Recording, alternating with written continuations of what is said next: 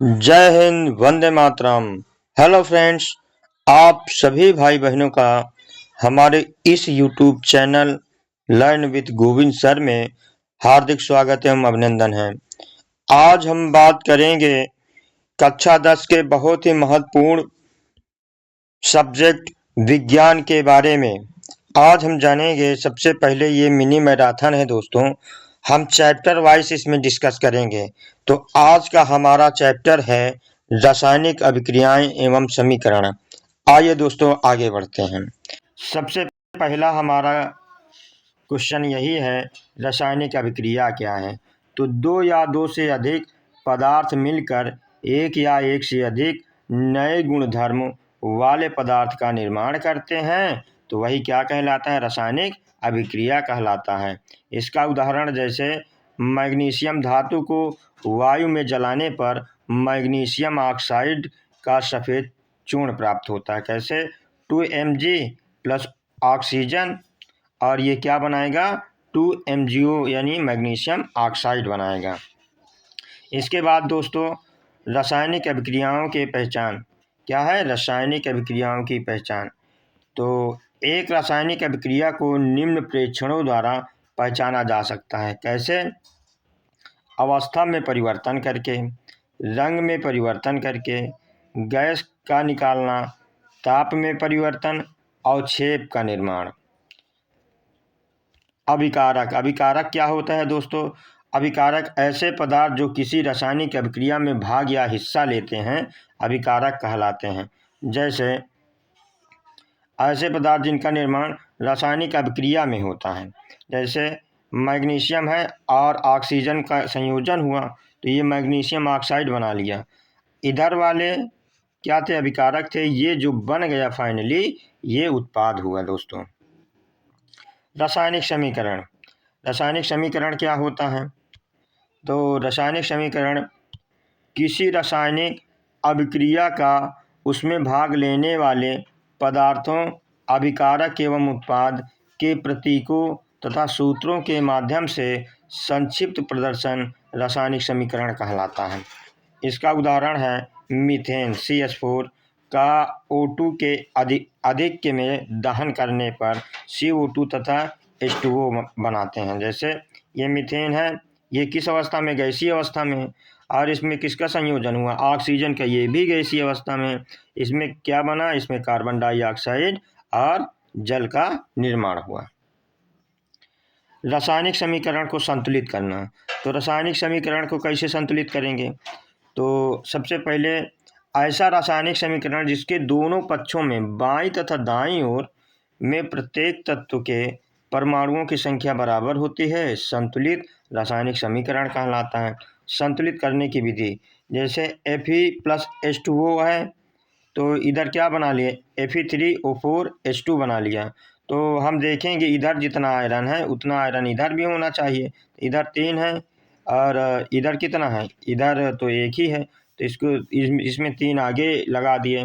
ध्यान रहे दोस्तों, समीकरण को संतुलित करते समय हमेशा किसी भी अक्षर के बाईं तरफ जो है आप 2 3 4 लगा सकते हैं, उसको आप ऐसे नहीं लिख सकते, कभी लटका कि उसमें 1 2 3 4 नहीं लगा सकते।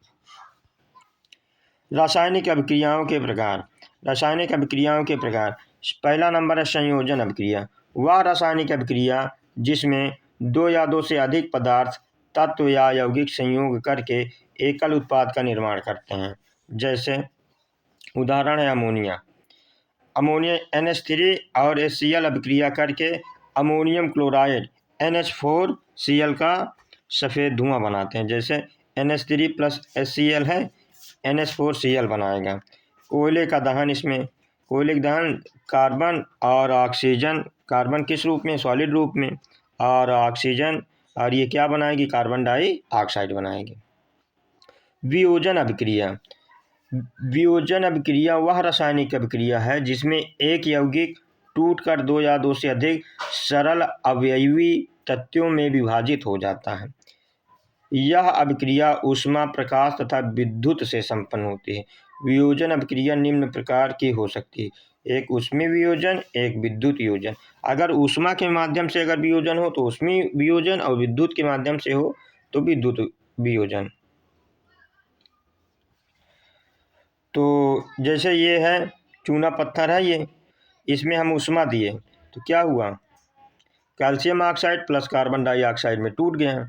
और ये जल था, ये क्या था दोस्तों, जल। जल को क्या किए, विद्युत अपघटन किए, तो ये किस में टूट गया, हाइड्रोजन और ऑक्सीजन में। अगला है विस्थापन अभिक्रिया, बहुत ही इंपॉर्टेंट है दोस्तों ये। वह रासायनिक अभिक्रिया जिसमें अधिक क्रियाशील तत्व कम क्रियाशील तत्व के परमाणुओं को विस्थापित कर देता है एवं स्वयं उसका स्थान ले लेता है ना। तो जैसे आयरन है और ये कॉपर सल्फेट है, तो आयरन कॉपर सल्फेट से ज़्यादा अभिक्रियाशील है, और ये क्या किया, कॉपर से सल्फेट ले लिया और कॉपर अलग हो गया, तो इस तरह ये विस्थापित हो गया। द्विविस्थापन अभिक्रिया, द्विविस्थापन अभिक्रिया क्या है, वे रासायनिक अभिक्रिया जिनमें अभिकारक यौगिकों के आयनों तथा मूलकों के परस्पर विनिमय द्वारा नए उत्पाद बनते हैं, उन्हें द्विस्थापन अभिक्रिया कहते हैं। अर्थात क्या होता है, आयनों तथा मूलकों के परस्पर चेंज, है ना। जैसे आपके पास कुछ हो, आप उनको दे दीजिए और आप उनसे कुछ ले लीजिए। जैसे ये क्या था, सोडियम सल्फेट है, और ये क्या है, बेरियम क्लोराइड है। तो सल्फेट ले लिया बेरियम और सोडियम को क्लोराइड दे दिया, तो ये एक दूसरे से क्या कर लिए, एक्सचेंज कर लिए। यही क्या कहलाता है दोस्तों, द्विस्थापन कहलाता है। अगला है ऊष्माक्षेपी अभिक्रिया। ऊष्माक्षेपी अभिक्रिया क्या होता है, जिन रासायनिक अभिक्रियाओं में उत्पाद के निर्माण के साथ साथ ऊष्मा भी उत्पन्न होती है, उन्हें ऊष्माक्षेपी अभिक्रिया कहते हैं। जैसे CH4 है, मीथेन है, प्लस इसमें ऑक्सीजन का संयोजन किए तो क्या बनाया, कार्बन डाइऑक्साइड प्लस जल का निर्माण किया, और इसमें ऊष्मा भी प्राप्त हुई। क्या प्राप्त हुई, ऊष्मा। अगला है ऊष्मा शोषी, जिन रासायनिक अभिक्रियाओं में ऊर्जा अवशोषित होती है उन्हें ऊष्मा शोषी अभिक्रिया कहते हैं। जैसे N2 है, इसमें क्या किए, O2 मिलाए तो क्या बना लिया, 2NO बना लिया, और इसमें से ऊष्मा बाहर निकल गई। अगला है दोस्तों, अगला क्या है, ऑक्सीकरण अभिक्रिया। ऑक्सीकरण अभिक्रिया क्या होता है, किसी पदार्थ द्वारा ऑक्सीजन या ऋण विद्युतीय तत्व का ग्रहण करना अथवा हाइड्रोजन या धन विद्युतीय तत्व का त्यागने की प्रक्रिया ही ऑक्सीकरण कहलाती है।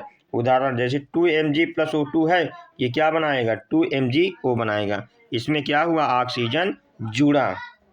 अपचयन क्या है, किसी पदार्थ द्वारा हाइड्रोजन या धन विद्युतीय तत्व जुड़ना या ऑक्सीजन व ऋण विद्युतीय तत्व को त्यागने की प्रक्रिया अपचयन कहलाती है। जैसे CuO है, इसमें ऑक्सीजन का संयोजन हुआ तो क्या हुआ, इसमें Cu + H2O बना लिया, तो इसमें क्या जुड़ गया, इसमें हाइड्रोजन या धन विद्युतीय तत्वों का जुड़ना हो गया और ऑक्सीजन इसमें रिलीज हो गई। अगला है, बहुत ही इम्पॉर्टेंट है दोस्तों, रेडॉक्स अभिक्रिया। वह रासायनिक अभिक्रिया जिसमें एक अभिकारक का ऑक्सीकरण दूसरे का अपचयन होता है, रेडॉक्स अभिक्रिया कहलाता है। जैसे जिंक है, ये कॉपर सल्फेट है, और जिंक सल्फेट बना लिया और ये कॉपर बना लिया, तो जिंक का क्या हो रहा, जिंक का तो ऑक्सीकरण हुआ ना।